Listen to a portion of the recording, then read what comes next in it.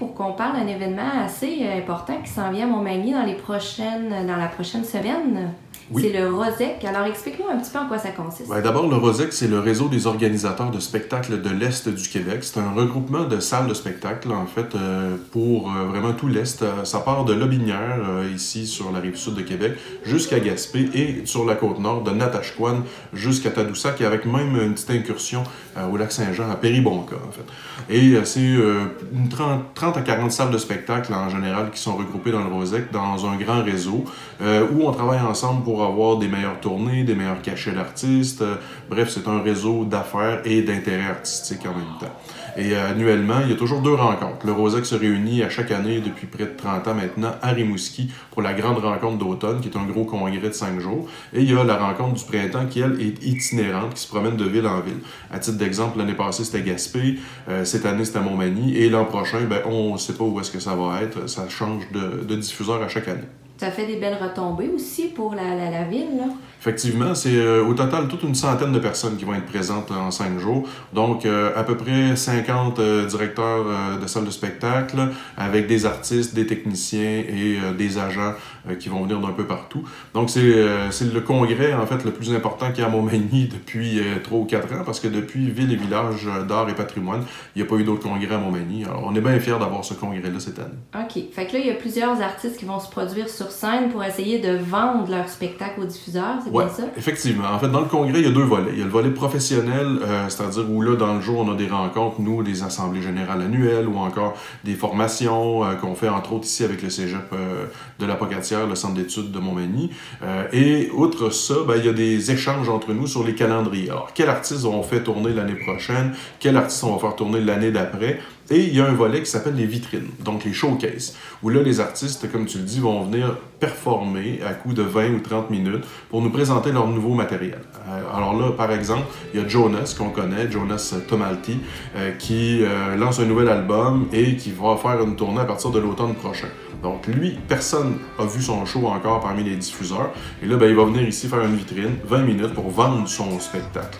Alors c'est une espèce de showcase, un trade show en fait, où là, nous, les diffuseurs, on va découvrir des artistes pour pouvoir les acheter, mais le public est invité à ces vitrines-là aussi. OK, fait qu'en même temps, les diffuseurs vont pouvoir voir la réaction des gens pour avoir le pouls un petit peu de comment on aime ça. Exactement. Puis nous, on aimerait beaucoup que ce soit plein, en tout cas le plus possible. Et c'est pour ça qu'on a fait un billet à prix modique. Ça coûte 10 $. Alors dans ce 10 $-là, ce que ça comprend, prenons par exemple le vendredi soir, on va avoir 4 artistes et un humoriste qui s'appelle Michel Desrosiers qui va venir animer cette vitrine-là. Donc on va découvrir des gens comme Guy Bélanger, des groupes comme Bon Enfant, comme Jonas, comme Brown, un groupe de rap. Et là, la population peut les découvrir en même temps, puis ça coûte 10 $, taxes incluses, pour voir 4 artistes puis un humoriste pendant 2 heures de temps. C'est exceptionnel de voir ça. Puis on a même fait un prix pour les membres, donc ceux qui sont membres privilèges ou membres VIP chez nous, c'est 5 $. Alors plus bas que ça, ça se peut pas. Puis là, c'est 3 soirées comme ça, 4 artistes par soirée avec un animateur. Puis ça va être animé par des humoristes. C'est la première année qu'on fait ça. Okay. Habituellement, c'est toujours un animateur de radio ou quelqu'un qui anime ça du coin. Moi, j'ai proposé que ce soit des humoristes qui le fassent parce que 10 minutes pour ce qu'on appelle techniquement le changeover entre 2 artistes, des fois, c'est un peu long quand c'est quelqu'un de pas drôle qui anime ça. Alors moi, je lui disais, si c'est un humoriste, il va pouvoir nous faire une partie de son spectacle de 4-5 minutes. Puis il va interviewer l'artiste qui va venir de sortir de scène pour sa vitrine. Ça se passe principalement à la salle Pau Mutuel, 2 soirs, le vendredi et le samedi, et même à la Micro de la Côte-du-Sud aussi, avec un showcase le 5 à 7 du samedi. Puis le jeudi, on est à la salle Édouine Bélanger parce qu'on a un spectacle de danse en showcase, donc on avait besoin d'un plus grand plateau. OK. Puis le choix des artistes, comment ça s'est fait? C'est l'équipe du ROSEC? Est-ce que vous avez participé, vous, au choix? Oui, c'est un mélange, en fait. C'est ça qui est le fun, c'est que c'est un congrès très inclusif. Donc, sur les quinzaine de vitrines d'artistes, on en a choisi, nous, 7 ou 8. Okay. Toujours en collaboration avec le ROSEC, évidemment, parce que ça reste le congrès organisé par la direction du ROSEC. Mais nous, on a suggéré fortement certains artistes qu'on aime beaucoup, et ça fonctionne, puis ça fait des belles soirées, vraiment. c'est varié. Donc, on va avoir de l'humour, de la chanson, de la danse, un peu de Du tout. blues, il y a de tout là-dedans. Puis des artistes qu'on voit pas dans notre programmation habituellement, en tout cas pas encore. Je pense à Lydia Kepinski, qui est une artiste fabuleuse qu'on va avoir.